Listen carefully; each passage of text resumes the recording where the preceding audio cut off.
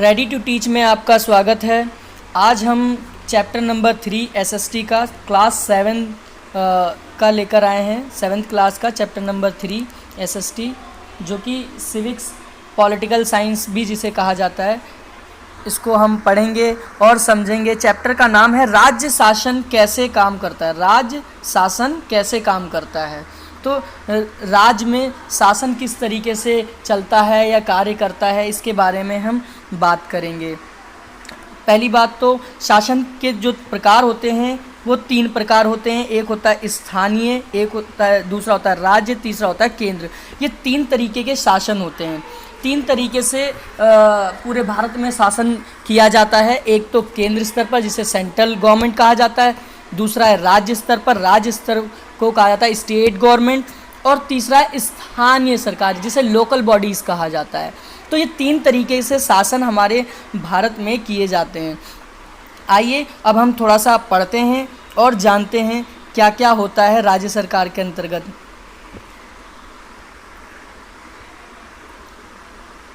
ये एक स्टोरी बताई गई है, जिम्मेदारी किसकी है। इसमें बताया गया है कि पानी की गंदा पानी आ रहा है राज्य में, जिससे कई लोग बीमार पड़ रहे हैं और साफ़ सफाई नहीं है। नदी कुएं का पानी गंदा हो रखा है, जिसके चलते लोगों में अधिक से अधिक बीमारियां, हैजा जैसी बीमारियां हो रही हैं और लोग अपने जीवन सही तरीके से जी नहीं पा रहे हैं। मैंने पिछले चैप्टर में बताया था स्वास्थ्य के बारे में, जिसमें सबसे बड़ा इम्पोर्टेंट रोल जो होता है वो होता है साफ़ सफाई, पानी। ये सारी सुविधाएं अगर हमारे पास सही तरीके से मिलती हैं तो इसका मतलब ये है कि हम बीमार नहीं होते, हमें बीमार होने के हमारे कम चांसेस होते हैं। अगर साफ़ सफाई और पानी जैसी सुविधाएं अगर हमें सही तरीके से मिले तो हम बीमार बहुत कम होते हैं। तो सबसे बड़ा इम्पोर्टेंट रोल होता है साफ़ सफाई का और पानी का। तो इसमें ये बताया गया है पानी कौन लाएगा। अब इसमें जो सबसे पहली जो हेडिंग है, इसमें हेडिंग है विधायक कौन होता है। देखिए, ये सबसे बड़ा इम्पोर्टेंट रोल होता है विधायकों का। जब राज्य सरकार की बात की जाती है तो राज्य सरकार में जो विधायक होते हैं वो बहुत ही इम्पोर्टेंट रोल इनका होता है। और विधायक कौन होता है? विधायक एक निश्चित क्षेत्र का, एक एरिए का एमएलए, जिसे हम लोग इंग्लिश में बोलते हैं MLA, member of legislative assembly का मेंबर होता है। देखिए, ये विधायिका का, लेजिस्लेटिव का मेंबर होता है, जो कि एक निश्चित क्षेत्र को बताता है, एक पर्टिकुलर एरिए को बताता है कि मैं उस एरिए का एमएलए हूँ। जैसे कि अगर हम बात करें, एक एग्जाम्पल के तौर पे ले लें ओखला विधानसभा क्षेत्र या फिर बदरपुर विधानसभा क्षेत्र, तो ये एक निश्चित एरिया है। इस एरिया में एमएलए हैं।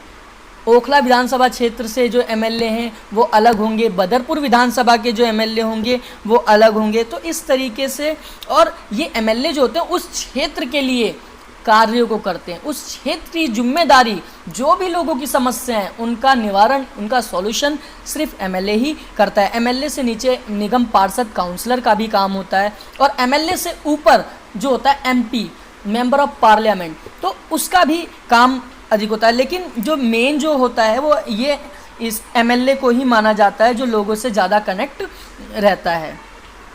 जैसा कि हमने अभी बताया कि एमएलए जो है, इसे विधायक कहा जाता है हिंदी में, और विधायक कहा जाता है, और इंग्लिश में इसे मेंबर ऑफ लेजिस्लेटिव असेंबली कहा जाता है।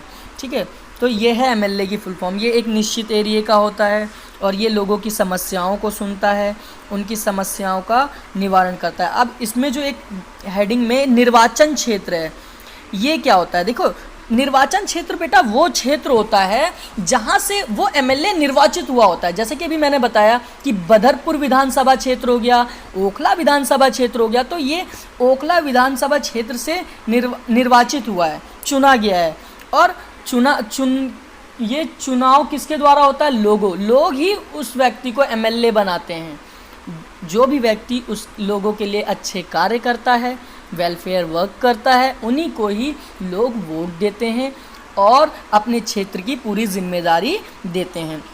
और जैसे अब एग्जाम्पल लेते हैं, पूरी दिल्ली की बात की जाती है, तो दिल्ली में कितने निर्वाचन क्षेत्र हैं? तो दिल्ली में टोटल 70 निर्वाचन क्षेत्र हैं।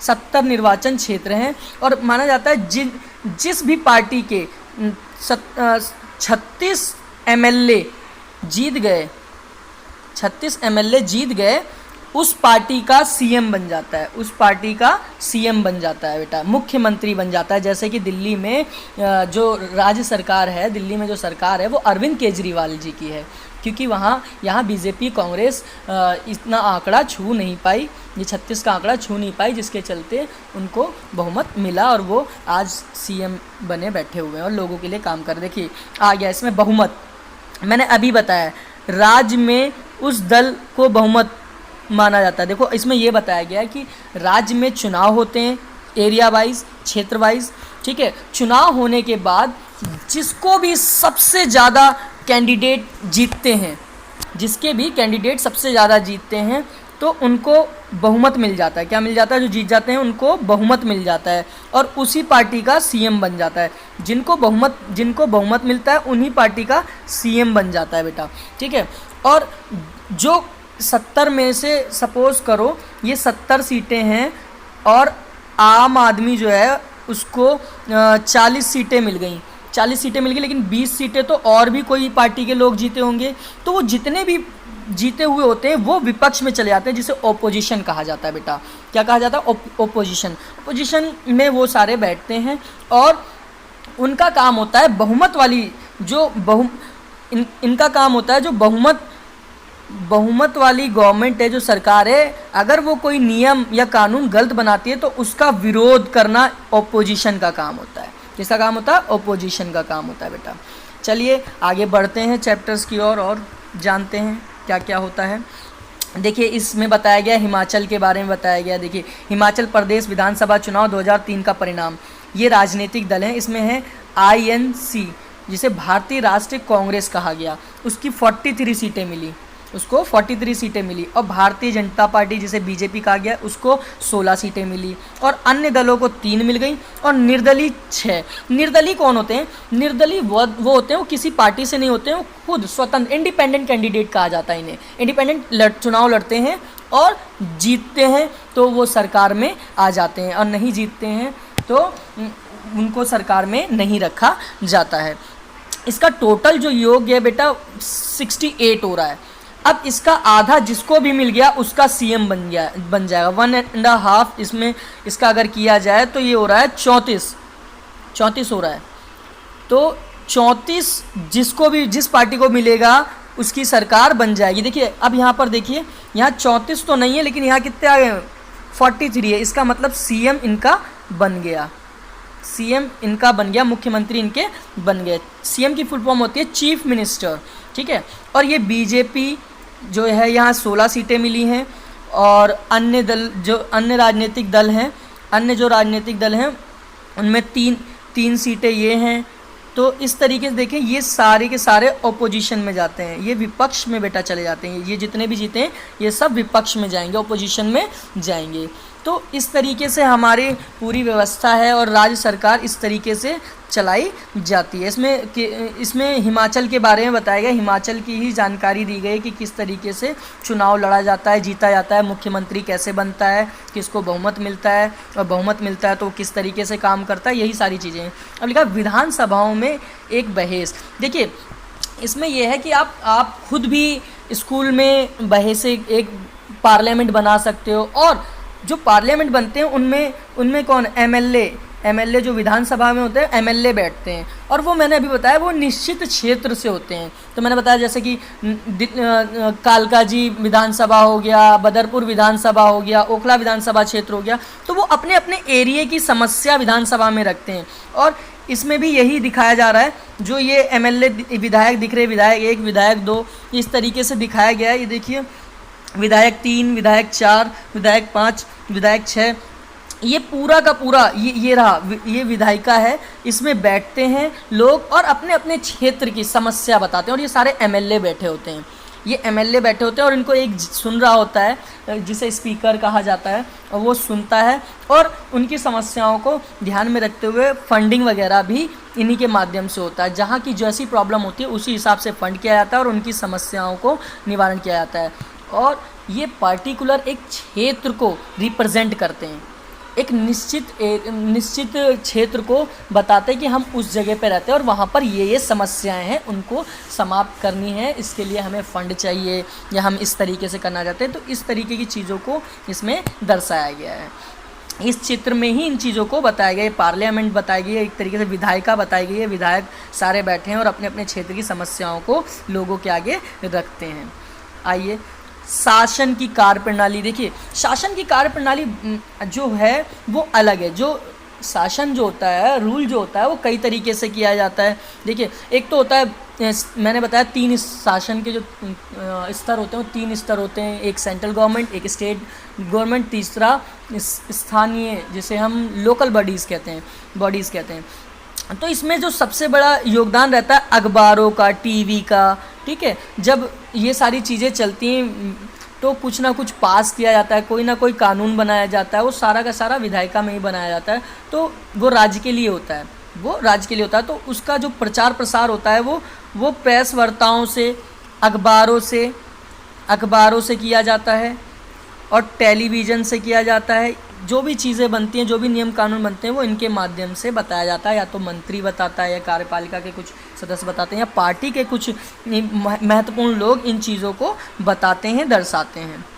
आइए आगे बढ़ते हैं। मुख्यमंत्री ने किया धनराशि का वादा। देखिए मुख्यमंत्री होते हैं वो धनराशि का भी वादा करते हैं राज्य के लिए, राज्य की समस्याओं के लिए धनराशि को भी उपलब्ध कराते हैं, जिससे कि उन राज्य की समस्याओं को समाप्त किया जाए। और विधायक में सबसे बड़ा जो व्यक्ति होता है, सभी जो विधायक होते हैं उनमें सबसे पहला नंबर जिनका आता है वो सीएम होता है, और जो उनको जज कर रहे होते हैं, सुन रहे होते हैं सीएम को और उनके विधायकों को, वो स्पीकर होते हैं। इसमें साफ साफ बताया गया है शौचालय की व्यवस्था नहीं है। जो सार्वजनिक चीज़ें हैं जो सबके इस्तेमाल में, शौचालय, स्कूल, शिक्षा, सड़कें टूटी होना, नाली का ना बनना, ऐसी बहुत सारी चीज़ें एमएलए के अंतर्गत आती हैं और एमएलए इन चीज़ों को, अपने क्षेत्र की चीज़ों को का निवारण करता है या उनका सॉल्यूशन निकालता है। ये सारी चीज़ें इसके अंतर्गत आती हैं। ये देखिए ये सारे ये ग्राम स्तर की बात की गई है जिसमें साफ़ सफाई वगैरह की भी है। अब इसमें एक जो इसकी हेडिंग जो है ये है वॉलपेपर परियोजना। इसमें एक वॉलपेपर दिया गया है कि इसमें जितने भी चित्र आते हैं इन सबको, एक चित्रों को एक चार्ट पेपर में आप लोग लोगे और उस चार्ट पेपर पे चित्र चिपकाकर एक वॉलपेपर बनाओगे, उसे अपनी क्लास में आप लोग दिखाओगे। इसके बारे में बताया गया है इसमें। और देखिए ये बच्चे दिखा भी रहे हैं इस तरीके से, जैसे कि ये दिखाया गया है। बच्चे क्लास में लेकर आए हैं चार्ट पेपर पे और चित्र पेस्ट कर रखे हैं और बताया गया है क्या क्या चीज़ें हैं। और एक ये रहा, जैसा कि ये भी एक वॉलपेपर है, दिख रहा है आप लोगों को, ये भी दर्शाया गया है। एक्टिविटी है ये, आप सब भी कर सकते हैं। तो इस तरीके से ये चैप्टर ख़त्म हो चुका है। और अगर ये वीडियो आप लोगों को अच्छी लगी हो तो लाइक करें, शेयर करें और चैनल सब्सक्राइब करना ना भूलें। Ready to teach. Thank you, धन्यवाद।